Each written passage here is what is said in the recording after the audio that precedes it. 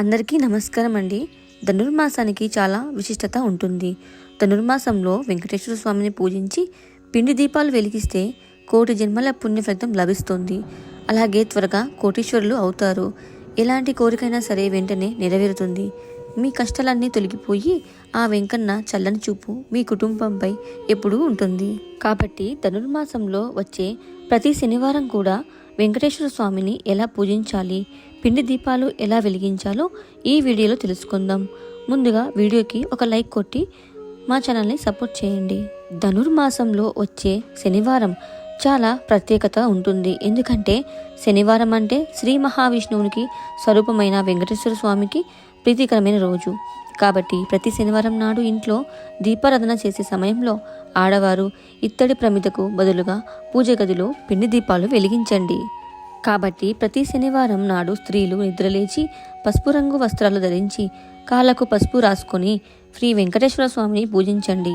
మీ పూజ గదిలో ఉన్న వెంకటేశ్వర స్వామి చిత్రపటానికి గంధం రాసి కుంకుమ బొట్లు పెట్టి తులసి దళంతో పూజించండి. పూజలో తులసి ఆకులు లేకపోతే మీ పూజకు సరైన పుణ్య ఫలితం దక్కదు. పూజ గదిలో పిండి దీపాలు వెలిగించే ముందు స్వామివారికి మీ సంకల్పాన్ని చెప్పుకోవాలి. నేను ఈ ధనుర్మాస శనివారం నాడు శ్రీ వెంకటేశ్వర స్వామిని పిండి దీపాలతో పూజిస్తున్నాను. నాకు మరియు కుటుంబానికి సకల శుభాలు కలగాలని మీ మనసులో సంకల్పం చెప్పుకోండి.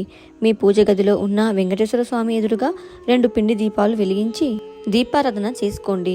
ప్రమిదలో ఆవు నెయ్యిని కానీ నువ్వుల నూనె కానీ పోసి 7 వత్తులతో దీపారాధన చెయ్యండి. వెంకటేశ్వర స్వామికి దీపం వెలిగించేటప్పుడు 3 లేదా 7 ఒత్తులు ఉపయోగించడం చాలా శుభప్రదం. తూర్పు ముఖంగా కానీ ఉత్తర ముఖంగా కానీ పిండి దీపాలు వెలిగించాలి. పిండి దీపం కూడా దైవంతో సమానం కాబట్టి పిండి ప్రమిదలను కుంకుమ బొట్లు పెట్టి పిండి దీపానికి పూలు అక్షింతలు సమర్పించిన నమస్కారం చేసుకోండి.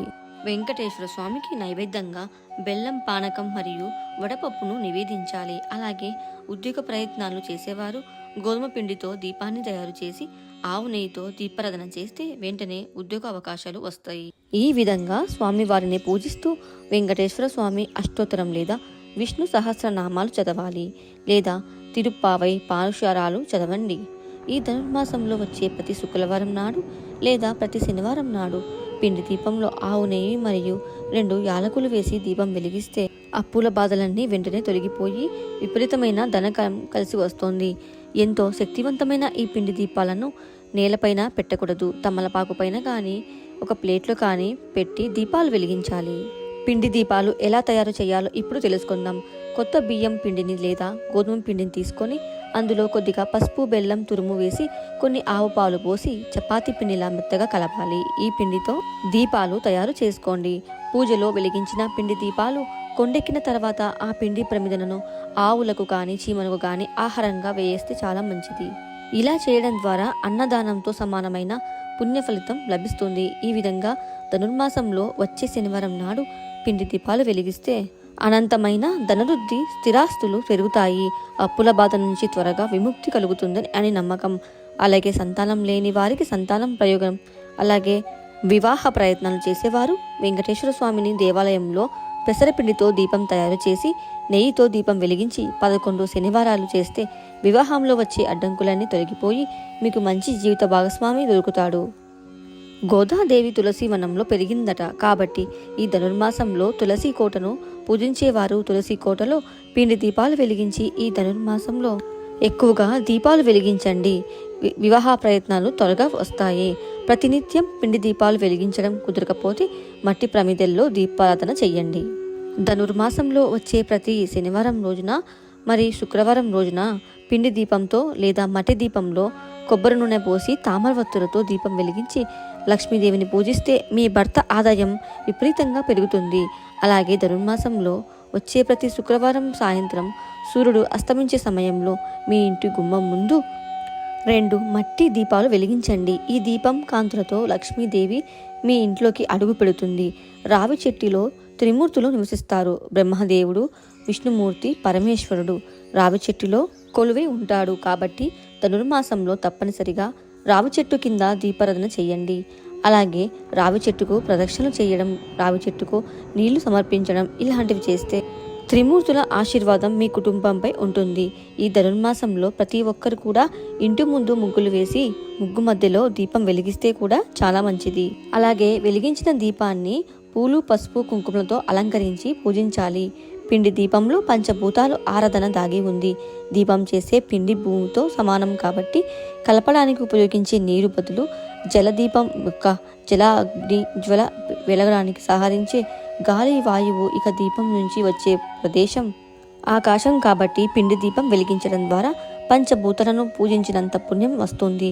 ధనుర్మాసంలో చేసే పూజలు, ధాన్యాలు, దానాలతో అత్యంత శుభ ఫలితాలు కలుగుతాయి. మీ కుటుంబం ఎప్పుడు చల్లగా ఉంటుంది.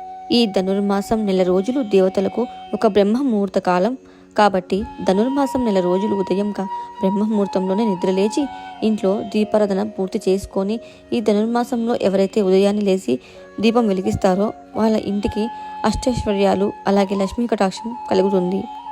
గోదాదేవి రచించిన తిరుప్పావై పాశురాలను ఈ నెల రోజులు చదివితే చాలా మంచిది. ప్రతిరోజు ఒక పాశురాన్ని చదువుతూ విష్ణుమూర్తిని పూజించండి. మీ మనసులో ఏదైనా కోరిక ఉంటే ఆ కోరిక వెంటనే నెరవేరాలంటే ఈ ధనుర్మాసంలో చాలా మంచిది. వెంకటేశ్వర స్వామి దేవాలయానికి వెళ్ళి స్వామివారికి మీ కోరికను చెప్పుకొని ఆ కోరిక నెరవేరితే 108 పిండి దీపాలు వెలిగిస్తానని మొక్కుకొని ఆ కోరిక నెరవేరిన తర్వాత 108 దీపాలు వెలిగించండి. ఇక పూజలో పిండి దీపాలు వెలిగించేటప్పుడు ఎలాంటి తప్పులు చేయకూడదో తెలుసుకుందాం. కొత్త బియ్యం తయారు చేసిన పిండితోనే పిండి దీపాలు వెలిగించాలి. అంతేకాని పాత పిండి తీసుకొని పురుగు పట్టిన పిండిని ఉపయోగించి పిండి దీపాలు చేయరాదు. ఇలా చేస్తే శుభాలు కలగవు. తల స్నానం చేయకుండా పిండి దీపాలు వెలిగించకూడదు. పూజలో పిండి దీపాలు కొండెక్కిన తర్వాత ఆ దీపాలను చెత్తబుట్టలో వేయకూడదు. ఇది మహాపాపంగా పరిగణిస్తారు.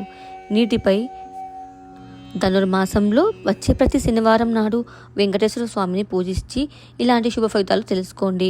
ఎవరైతే ప్రతి శనివారం పిండి దీపాలు వెలిగించి స్వామివారిని పూజిస్తారో అలాంటి వారికి వెంకటేశ్వర స్వామి అనుగ్రహం తక్షణమే కలుగుతుంది.